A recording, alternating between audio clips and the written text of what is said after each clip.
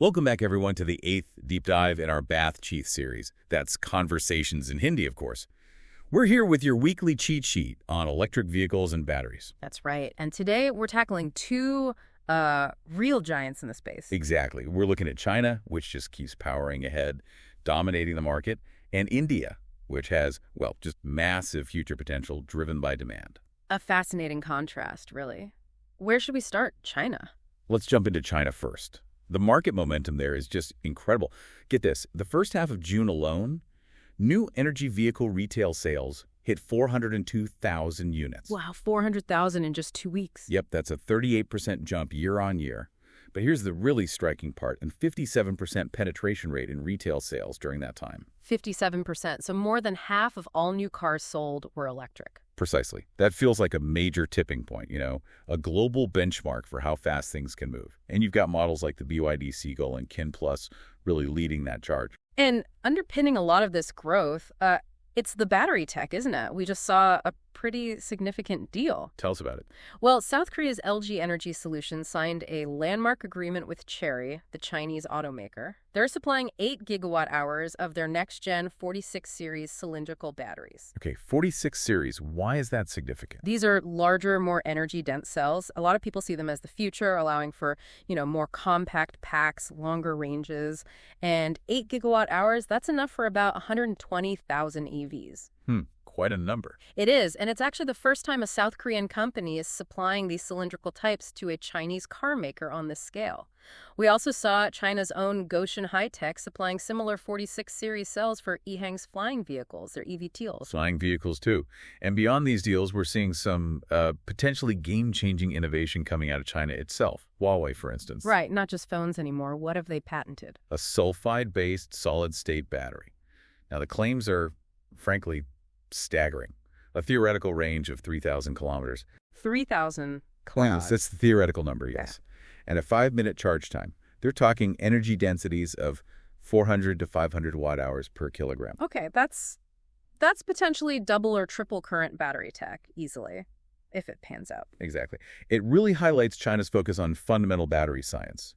They file something like 7,600 solid-state battery patents a year. Yeah, they're definitely playing the long game there. But, this rapid growth isn't without its, shall we say, quirks or challenges. You mean things like these zero-mileage used cars? Precisely. It's a strange phenomenon. Brand new cars, registered, but then immediately sold as used at really steep discounts, like a Neo EV5 Touring discounted by over 110,000 yuan. Ouch.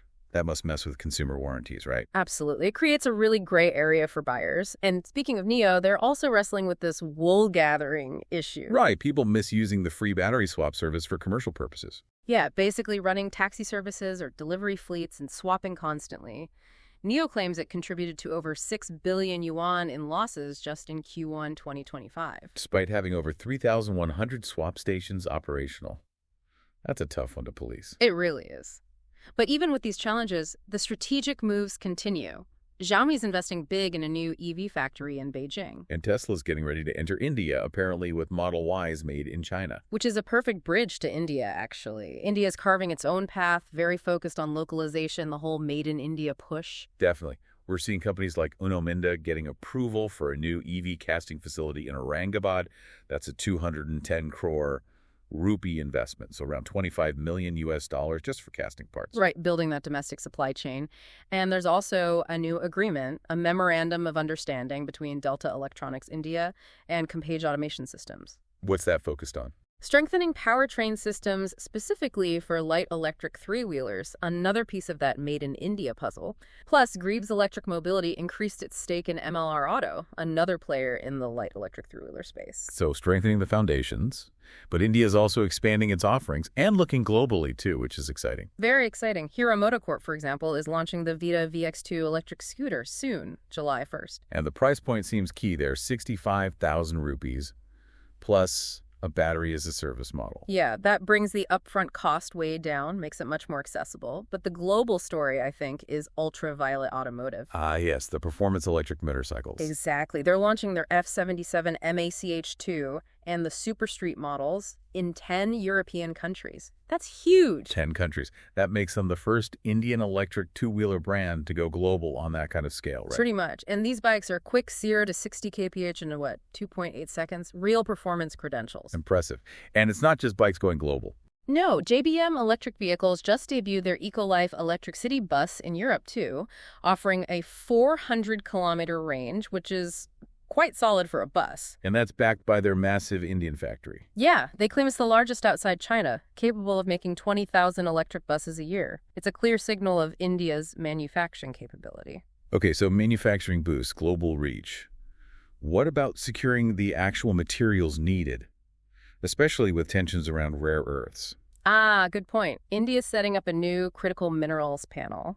This is quite strategic. It's partly a response to China tightening its own rare earth export rules. And these are vital for EV motors, the permanent magnets. Absolutely essential. India's auto industry alone imports something like 870 tons a year, and there are warnings about potential shortages. So boosting domestic production of these magnets is critical. Makes sense. One last thing from India boosting buyer confidence. Tata Motors is doing something pretty bold. The lifetime warranty. Yeah. An unprecedented lifetime warranty on the high-voltage batteries for models like the Harrier.EV, Curvy.EV, and the bigger Nexon.EV variant. We're talking 15 years, unlimited kilometers for the first owner. 15 years, unlimited kilometers. That's a statement. A huge confidence booster, first of its kind in India. It really is. So what an amazing picture we're seeing, right? China with its sheer scale, rapid evolution, the tech breakthroughs. And then India with its determined push for domestic production, localization, and now reaching out globally. The pace everywhere is just electrifying. Couldn't have said it better. So the big question for you listening is, what does this all mean for the future? Will China's dominance just keep reshaping everything? Or will India's approach, this focus on self-reliance and specific innovations, create a different model for growth? Lots to think about there. Definitely.